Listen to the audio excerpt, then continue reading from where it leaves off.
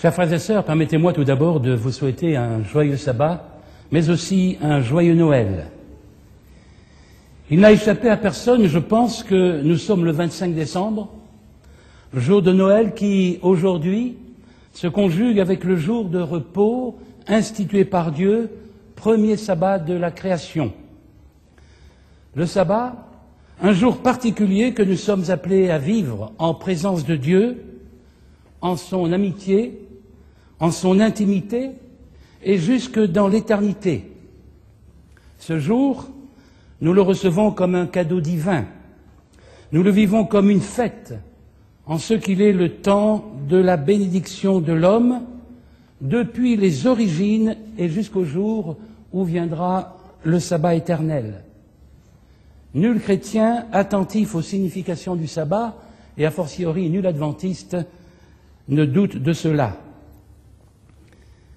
Et s'agissant de bénédiction, comment l'incarnation rédemptrice du Fils n'en serait-elle pas une pour l'humanité? Tant il est vrai que la création que nous fêtons en ce sabbat a eu lieu en vue de la rédemption elle-même. Une humanité qui voit par lui, le Christ, l'homme réconcilié avec son Dieu. C'est donc tout naturellement que nous nous arrêterons un moment sur cet événement fêté par les chrétiens. Que parmi ceux-là, certains soient en réalité davantage consommateurs de Noël déchristianisés, adorateurs du Dieu consommation, c'est une évidence. Mais cela ne modifie en rien la signification de cet événement. Ceux-là, comme ceux qui, par ailleurs, ne se reconnaissent pas dans le christianisme et fêtent cependant Noël, n'en sont pas moins, eux aussi, au bénéfice de la miséricorde de Dieu, qu'ils le veuillent ou non. Ainsi sont-ils tous, croyants ou incroyants, appelés à lui rendre gloire, et c'est Dieu qui en choisira le moment pour ces derniers. Mais pour nous, croyants, qui, en ce temps de Noël, mesurons l'indicible gratuité de Dieu, ce moment c'est aujourd'hui, et nous nous écrions tous « Gloire à Dieu, Créateur et Rédempteur ». L'événement auquel je me réfère ce matin, qui suscite l'espérance en ce que nous le voyons comme l'accomplissement des promesses incluses dans la création même, a radicalement changé la face du monde. Personne ne saurait le contester. Il y avait un avant Jésus-Christ, désormais il y a un après Jésus-Christ. Dès lors, nous savons tous que la victoire, notre victoire, nous a été acquise par le Christ, venu à notre rencontre, crucifié et ressuscité pour notre salut. Une victoire mise à notre profit malgré le mal qui semble prévaloir, qui prévaut même, et la souffrance qui souvent déstabilise même le plus fidèle. Cet événement de l'incarnation, Paul en rend compte avec force, gravité et solennité dans son épître aux Philippiens et tout particulièrement dans son hymne christologique parce que peut-être était-il chanté. Je vous invite donc à ouvrir vos Bibles dans l'épître de Paul aux Philippiens, au chapitre 2, Philippiens chapitre 2, nous lirons à partir du verset 4. Philippiens 2, à partir du verset 4. Ne regardez pas chacun à votre intérêt particulier, mais aussi à celui des autres. Ayez en vous les mêmes sentiments que Jésus-Christ, lequel, étant en forme de Dieu, n'a point regardé comme une proie à saisir d'être égal à Dieu, mais il s'est dépouillé lui-même, ayant pris la forme de serviteur, devenant semblable aux hommes, et, revêtu de la figure d'homme, il s'est abaissé lui-même en se rendant obéissant jusqu'à la mort, même jusqu'à la mort de la croix. C'est pourquoi aussi Dieu l'a souverainement élevé et lui a donné un nom qui est au-dessus de tout nom. Nous avons dans ce texte célèbre dont le danger serait qu'il soit lu en termes de récompense et nous conduise à considérer que la réalisation du plan de Dieu dépend de nos mérites, la révélation de ce que Dieu est par excellence et même par essence, c'est-à-dire sa nature profonde, bien au-delà des apparences et de ceux qui tomberaient sous le sens. Dieu, il est pour nous. Oui, Dieu, il est pour nous. Et se donne à connaître comme tel dans l'événement invraisemblable, inouï de l'incarnation, selon qu'il est écrit, la grâce et la vérité sont venues par Jésus-Christ. Voilà un événement, frères et sœurs, qui dit et prouve combien nous avons d'importance pour Dieu, venu nous rejoindre dans la fragilité d'un nouveau-né. Cet événement est l'affirmation centrale du christianisme, tout le reste en découle. Mais à la vérité, ce qui m'intéresse ce matin, c'est de considérer comment on passe d'un Dieu qui est pour nous, affirmation somme toute impersonnelle, à l'affirmation émerveillée et reconnaissante d'un Dieu qui est pour moi. Il y a entre ces deux affirmations quasiment identiques toute la distance entre un raisonnement sur Dieu à la portée de tout étudiant de la Bible et l'affirmation de foi de celui qui, se laissant interpeller par Dieu, découvre en lui son Sauveur. C'est moi qui suis l'Éternel, et hors de moi, il n'y a point de Sauveur. Jésus est le seul chemin, il n'y en a pas d'autre. Ainsi, celui que les cieux des cieux ne peuvent contenir s'est approché de sa créature comme il en avait décidé avant la fondation du monde et selon des modalités résultant de son initiative souveraine. Pour nous, il s'agit de savoir comment nous pouvons franchir cette distance que j'évoquais. Nous est-il même possible de franchir cette distance? Et comment le pourrions-nous en réalité éloigner de Dieu que nous sommes? Oui, comment pourrions-nous effacer l'inimitié qui caractérise notre relation à Dieu? Cette distance, il est bien évident que l'homme ne saurait la franchir. La Bible en rend compte et notre expérience l'atteste. Tout juste, l'homme peut-il en appeler à Dieu lorsque, grâce à l'Écriture sainte qui lui révèle son état, il prend conscience de sa misère, de son indignité, et qu'alors, en son tréfonds, le désespoir le taraude. Alors cet homme-là sera-t-il armé potentiellement pour vivre, peut-être, un nouveau commencement? Comment? Pourquoi? Parce qu'en Dieu, il peut découvrir la parole qui le nomme, qui le reconnaît pour sa créature, qui le guérit de toutes ses infirmités et le conduit. Et si je dis potentiellement ou peut-être, c'est parce que encore faudra-t-il que cet homme ne refuse pas la grâce qui lui est offerte et fixe désormais son regard sur le Christ dans une confiance absolue, une foi que rien ni personne ne saurait faire disparaître, une foi toujours en éveil, la seule capable de vaincre ce quelque chose qui, en l'homme, résiste à l'espérance, à Dieu, comme si tout cela était trop beau ou trop simple pour être vrai. Ah, frères et sœurs, combien il nous serait salutaire de pouvoir dire comme Simon-Pierre, « Seigneur, à qui irions-nous? Tu as les paroles de la vie éternelle. »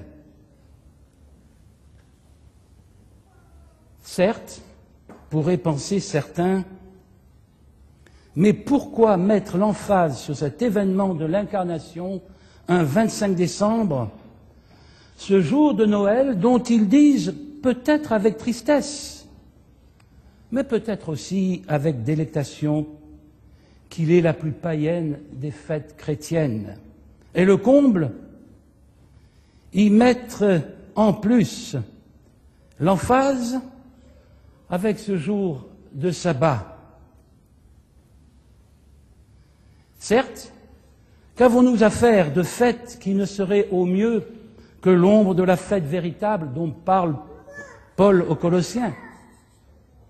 Ombre parce que fête dépassée, aujourd'hui pour ceux qui possèdent le Christ et incarnent dès lors l'Évangile dans la société où ils sont et qui par ailleurs, dans leur observation du sabbat, veulent célébrer le Créateur.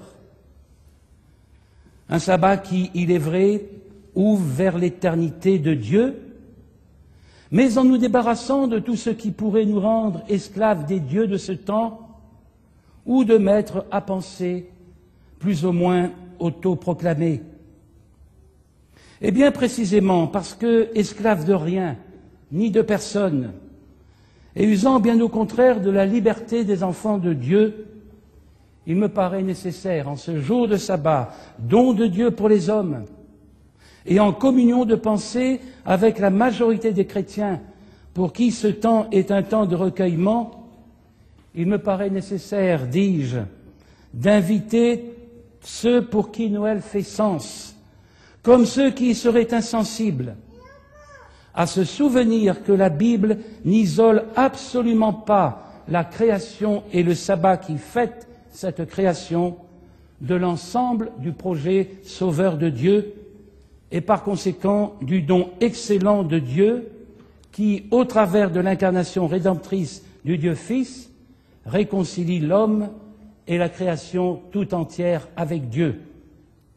Et tel est bien ainsi le sens du sabbat, ce temps, ce moment où se lie l'homme dans une alliance éternelle, où se lie à l'homme le Dieu transcendant, inaccessible et immanent, tout proche, que nous voulons librement servir. C'est l'Écriture, parole de Dieu, qui, nous révélant que l'homme ne saurait se sauver lui-même, annonce la grande joie d'un Sauveur qui nous est né. Alors l'ange leur dit, « N'ayez point de peur, car je vous annonce une grande joie qui sera pour tout le peuple. C'est qu'aujourd'hui, dans la ville de David, un Sauveur qui est le Christ, le Seigneur, vous est né. » Une joie qui récompense l'espérance, soutient le désir de vie inscrit dans le cœur de l'homme. Et l'homme découvre alors avec joie et amertume qu'il compte pour Dieu infiniment plus que Dieu ne compte pour lui. Il comprend, cet homme, que Dieu est amour, et dans son amour, il crée, il dispense ses grâces, et cet amour, Dieu l'exprime en plénitude dans son abaissement volontaire et miséricordieux vers l'homme, c'est-à-dire vers nous, vers moi, en sorte que nous tous, nous soyons mis au bénéfice de son action rédemptrice et transformés d'une manière radicale. Mais encore faut-il que, comme les contemporains de Jérémie, nous entendions ce cri « Reviens, rebelle, je ne prendrai point pour toi un visage sévère, car je suis miséricordieux. Je ne garde pas ma colère à toujours. Oui, reviens. » Chacun de nous doit revenir à Dieu, qui, comme nous l'avons vu tout à l'heure dans l'épître de Paul aux Thessaloniciens, n'a pas hésité à sortir de lui-même pour se communiquer aux hommes, comme nous devons nous-mêmes sortir de nous pour y laisser Dieu prendre la place qui lui revient. Lui, notre Dieu, trois fois saint, a renoncé pour nous à sa divinité. Il a consenti à revêtir notre propre nature pour vivre avec nous en pleine solidarité. Il est bien clair que cela constitue pour notre intelligence un mystère. Il faut bien le dire. Et mystère devant être pris ici, non seulement comme ceux qui nous est inconnu, difficilement compréhensible, mais aussi comme ce quelque chose que nous ne finissons pas de découvrir et dont nous ne pouvons cesser de plonger le regard, comme le dit Pierre, à propos des anges méditant sur l'œuvre de salut de Dieu. Cependant, et nous le savons bien, il n'y a pas loin de la crèche à la croix. Siméon, habité par l'Esprit, n'hésitera pas à en informer Marie, tout à la joie de la naissance de Jésus. Voici, cet enfant est mis pour la chute et le relèvement de plusieurs en Israël, et pour être en but à la contradiction, en sorte que les pensées du cœur de plusieurs seront découvertes, et pour toi, une épée te transpercera l'âme. Ainsi, découvrons-nous que Jésus n'est venu au monde que pour souffrir, et Noël l'annonce. Que penser alors de cette folie de l'abaissement, de cette folie de l'humiliation et du dépouillement? Que dire de ce scandale d'une mort annoncée?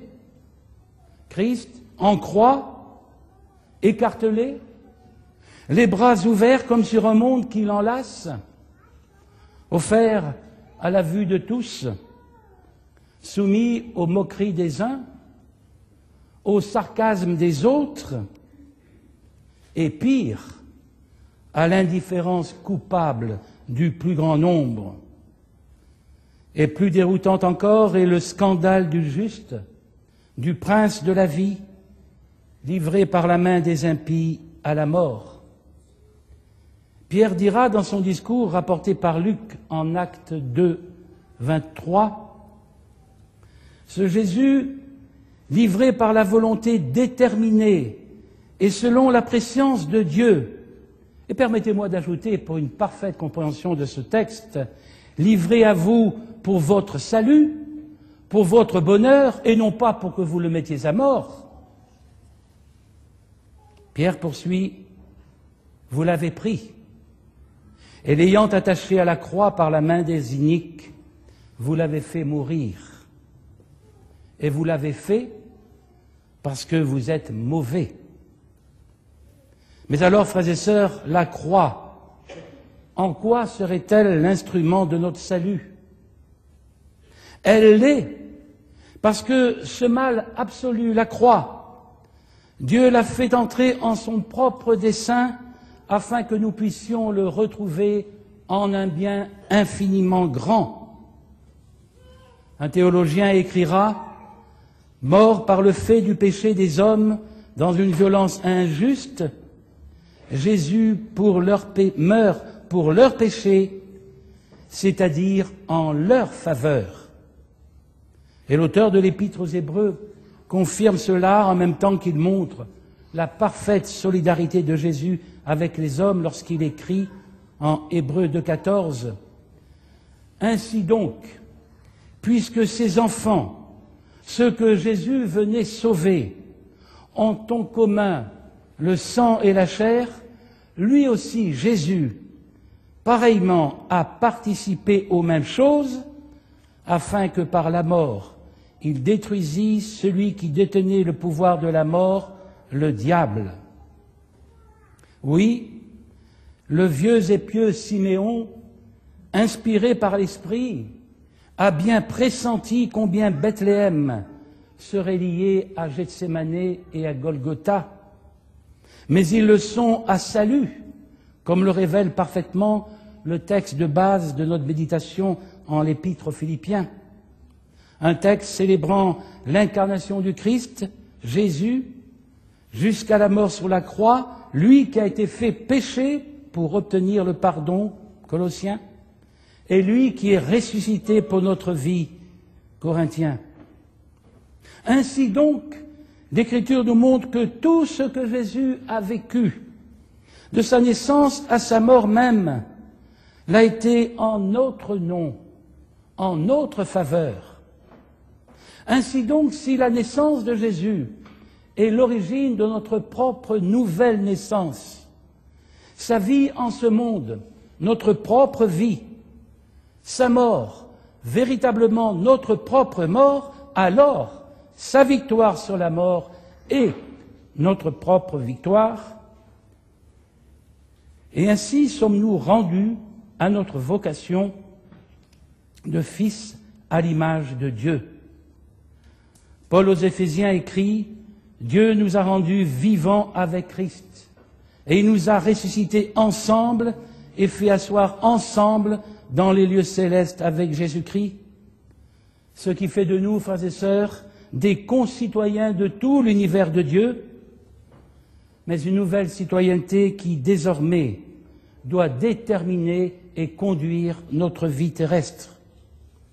Et tout cela a été rendu possible par Jésus, qui est bien l'Emmanuel, l'incarnation vivante du dessein bienveillant de Dieu. Un Jésus qui, venant en ce monde, savait parfaitement qu'il n'y aurait aucune place pour lui, et je dirais même qu'il y est venu à cause de cela et pour appeler chacun à la repentance. Et Jésus vient et revient sans cesse pour nous dire qu'il veut être avec nous et que par la foi, nous soyons en lui. Et Jésus n'a de cesse que de vouloir nous conduire au-delà de nos plus folles espérances, en des horizons nouveaux que l'œil n'a point vus et dont Paul nous dit que Dieu les a préparés pour ceux qui l'aiment. Et Jésus, plus il nous entraîne, plus nous sentons combien sa parole est vivante et digne d'être accueillie. Cependant, frères et sœurs, ne nous berçons pas d'illusions. En effet, si nous sommes désormais pleins de confiance, comme le dit Paul aux Corinthiens, nous savons aussi, et c'est encore Paul qui le dit dans la même épître, que tant que nous habiterons dans ce corps, nous serons éloignés du Seigneur. Aussi, et cela n'a rien à voir avec mes œuvres, ce n'est que par Christ vainqueur, glorifié et aujourd'hui à la droite du Père que nous pouvons espérer être un jour ce qui n'est pas encore manifesté, mais dont nous savons qu'il le sera lorsque Christ reviendra. Et alors, continue Jean dans son épître, serons-nous semblables à lui, parce que nous le verrons tel qu'il est. Combien dès lors, frères et sœurs, nous devons remercier notre Père de ce que, alors que nous marchions dans les ténèbres, une grande lumière a resplendi. C'est de cette lumière-là dont nous voulons être inondés, et non pas de celle clinquante que le monde nous offre en ce Noël, où Jésus est hélas trop souvent absent, c'est vrai. Oui, c'est cette lumière qui, par l'étoile, nous conduit à la crèche, auprès de l'humble enfant qui dort paisiblement, entouré des siens, des mages, des bergers et de l'armée céleste, et avec eux, prosternés, nous l'adorons et sentons la joie nous dilater le cœur.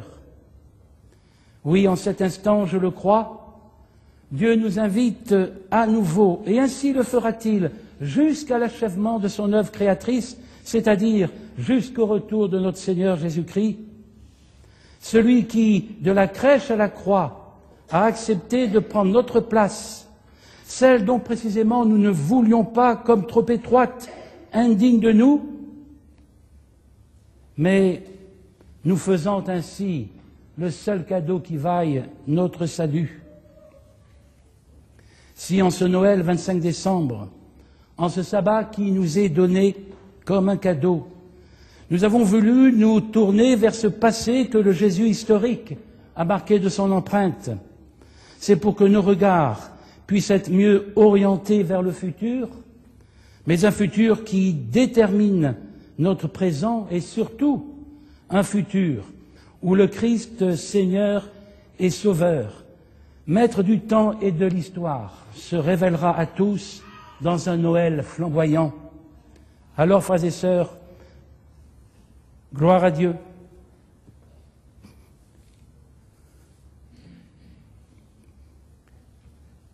Père, Fils et Saint-Esprit, au plus haut des cieux. Amen.